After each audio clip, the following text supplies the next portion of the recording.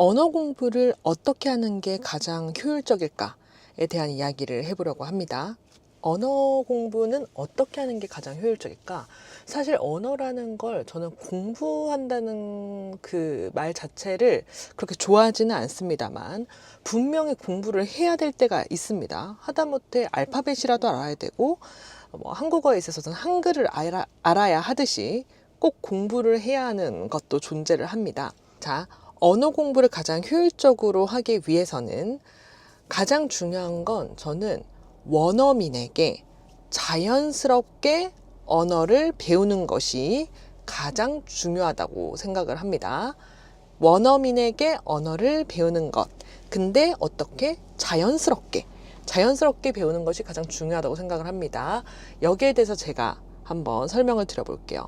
저 같은 경우에는 외국어를 영어와 일본어를 배웠는데 영어 같은 경우에는 해외에 가서 실제로 호주에 가서 영어를 배웠고 일본어는 제가 혼자서 한국에서 배웠습니다.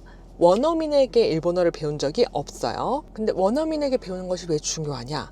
저 같은 경우에는 호주에 가기 전에 한 9개월에서 10개월 정도를 영어학원을 다녔어요. 한국에 있는 영어학원을 다녔는데 한국에 있는 영어학원을 다녔던 그 9개월에서 10개월 동안 물론 제가 많이 배운 게 있기는 하지만 솔직히 말해서 호주에서 한 달 동안 원어민 선생님에게 배웠던 영어가 그 앞에 9개월, 10개월 영어를 배웠던 것보다 훨씬 많이 알게 되었던 것 같아요.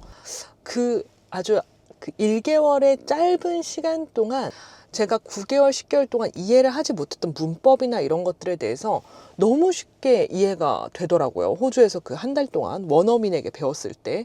그런 것들을 봤을 때, 언어는 원어민에게 배워야 되나? 이런 생각을 분명하게 했어요. 거기에 대해서 이유를 제가 곰곰이 생각을 해봤을 때는 원어민은 정말 다양하고 적절한 예를 들어줘요. 실제로 정말 그 언어를 쓰는 사람이기 때문에 언어에는 문화가 중요하죠. 그 문화에 적절히 들어가 있는 뉘앙스, 이런 뉘앙스들을 다 조합해서 정말 적절한 예를 들어줍니다. 적절한 예를. 그렇기 때문에 제가 더 이해를 하기가 쉬웠던 것 같아요. 물론 말을 많이 쓸 수 있는 그런 환경도 중요하긴 하죠. 제가 특히나 더 말을 쓸 수 있는 환경이었기 때문에 제가 바로바로 이해를 할 수 있었던 점도 분명히 있습니다. 그렇지만 그 원어민이 알고 있는 문화와 뉘앙스는 무시할 수가 없어요. 그래서 언어는 원어민에게 배우는 것이 가장 좋고 가장 빠르게 배울 수 있는 방법이에요. 그렇다고 해서 원어민에게 제가 한국어로 배웠느냐? 아니죠. 영어를 쓰는 사람에게 영어로 언어를 배웠습니다. 영어를 쓰는 사람에게 영어로 언어를 배웠지만 제가 이해가 안 가는 부분도 분명히 있었어요. 그런데 계속 듣고 쓰다 보면 이해가 돼. 무슨 말인지 알겠어. 왜냐면 언어는 정확하게 공부를 하는 게 아니라 제가 느끼는 거잖아요. 근데 이 사람의 표정, 그리고 이 사람이 하는 뉘앙스, 말투, 제스처 같은 걸 보면 무슨 말을 하는지 제가 느낄 수가 있었다는 말이죠. 그래서 한국어로 설명을 듣지 않더라도 그 원어민이 영어로 설명을 해줌에도 불구하고 충분히 이해를 했다. 언어에 있어서는 충분히 이해를 했다. 그렇기 때문에 저는 한국어를 배우시는 여러분들도 한국인에게 배우는 게 가장 좋다고 생각을 합니다. 그 문화, 뉘앙스는 무시할 수가 없어요. 처음에는 이해가 잘 안 되더라도 지속적으로 보고 모르는 건 또 찾아보고 하다 보면 빠르게 습득을 할 수가 있습니다. 다음은 제가 뭐라 그랬죠? 원어민에게 자연스럽게 배우는 것이 중요하다라고 했는데 자연스럽게 배우는 건 그럼 뭘까요? 언어를 자연스럽게 배우는 거. 저는 여기서 제일 먼저 말씀을 드리고 싶은 건 말하기 속도예요. 말하기 속도. 저는 지금 아이를 키우고 있는데 아이가 3살입니다. 아이가 3살이라서 지금 한참 말을 배울 시기예요. 단어와 단어를 이어서 문장을 지금 말을 하기 시작하는 시기입니다. 그런 아이에게 제가 언어를 어떻게 가르칠까요? 루나, 밥 먹었니? 이런 속도로 말할까요? 루나, 그거는 하면 안 돼. 이렇게 얘기를 할까요? 아닙니다.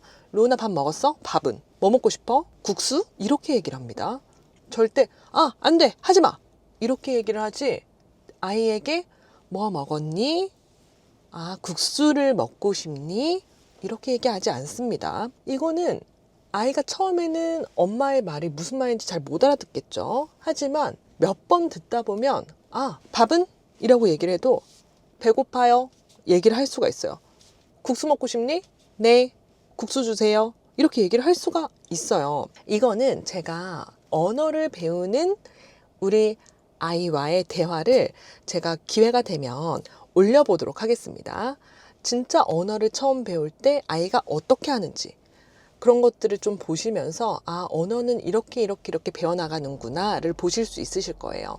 우리도 아기였던 적이 있었죠. 그래서 언어를 배웠었던 적이 분명히 있었죠. 하지만 기억이 나지 않아요.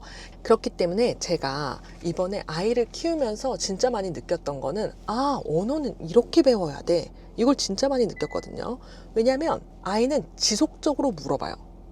모르는 걸 물어봐요. 그리고 좀 헷갈리는데 부끄러워서 말을 못하겠어가 없어요. 무조건 일단은 말을 하고 봅니다. 맞든 안 맞든 말도 안 되는 소리라도 일단은 이야기를 해요. 일단은 내뱉어요. 그렇기 때문에 이런 것들을 보면 말은 하는 게 중요합니다. 듣는 것도 중요하지만 하는 것도 중요해요. 언어에 있어서는 정말 하는 게 중요하고 그렇게 하기 위해서는 평상시에 한국 사람들이 말하는 속도 그리고 발음 이런 것들을 듣는 게 가장 중요하다고 생각을 해요. 절대 천천히 이야기를 하면 알아는 들을 수 있어요, 쉽게. 근데 실제로 알아들을 수 있나요? 실제로 그렇게 이야기를 하나요? 그렇지 않습니다. 심지어 3살짜리 아이에게도 그렇게 얘기하지 않습니다. 제가 기회가 되면 아이와의 대화하는 영상들을 종종 올려보겠습니다. 올려보고 아이와 어떻게 대화를 하는지가 한참 언어를 배울 시기에 아이들은 어떻게 언어를 배우게 되는지 꼭 올려보도록 하겠습니다. 아이가 모르는 게 있으면 물어볼 수 있어요. 뭐 먹고 싶니? 엄마가 라면 해줄까? 라고 물어봤어. 근데 라면이 뭐예요? 라면? 이렇게 물어볼 수 있어요. 그러면 라면이 뭐라고 말해요? 인스턴트 누들이라고 하나요? 아니죠. 우리 아이는 영어를 모르니까. 그러면 아무것도 모르고 한국어만 안다는 가정하에 어떻게 제가 설명을 해줘요? 최대한 쉽게 풀어서 설명을 해줘요. 라면은 국수야. 라면은 매운 국수야. 이런 식으로 설명을 해줍니다. 그러면 아, 라면은 매운 국수구나 하면서 아이는 먹어보고 아, 이게 라면이구나 라는 걸 알 수가 있는 거예요. 절대 이것을 뭔가 다른 언어로 설명을 한다거나 천천히 아, 라면은 라면이야 이렇게 설명하지 않습니다. 아시죠? 그런 것들을 보면 언어를 가장 배우기 효율적인 것은 원어민에게 자연스럽게 원어민의 그 언어로 배우는 게 가장 중요합니다. 아이 같은 경우에는 옆에서 지속적으로 이렇게 한국어로 설명을 해주는 사람이 있어요. 쉬운 언어로. 그죠? 쉬운 말로 설명을 해주죠. 그런데 여러분들은 그런 친구가 있어요? 사실 가장 좋은 거는 그렇게 옆에서 쉴 새 없이 떠들어주는 한국인 친구가 있는 게 가장 좋죠. 근데 그런 친구 있나요?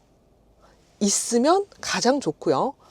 없어도 걱정하지 마세요. 왜냐하면 그 친구 역할을 제가 해드리겠습니다.